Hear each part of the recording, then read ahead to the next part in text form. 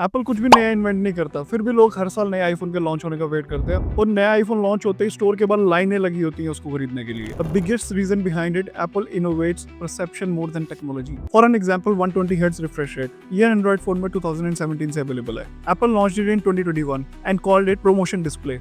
Nobody can say it's invented by them, but it's reinvented by them. Android में widget 2008 से exist करता था, Apple ने 2020 में लॉन्च किया और उसको रीनेम कर दिया cleanest widget experience on basis of difference in experience between both the platforms. And one of the most shocking decision by Apple was removing headphone jack. अगर ये Apple के अलावा किसी और ब्रांड ने किया होता तो उनका मार्केट पूरी तरह collapse हो चुका होता। In simple words, Apple product नहीं बेचता, वो बेचता है trust, identity, status, simplicity and experience. Apple ने मोबाइल मार्केट में पिछले 20 सालों में सिर्फ एक चीज बिल्ड की है, वो है ट्रस्ट कैपिटल। और अब लोग सच में बिलीव करने लगे हैं कि एप्पल ने बनाया है तो परफेक्ट होगा, स्मूथ होगा और एक्सपीरियंस भी बढ़िया होगा। And last but not the least, exclusivity and ecosystem. Airdrop, iCloud, iMessage, list goes on and on.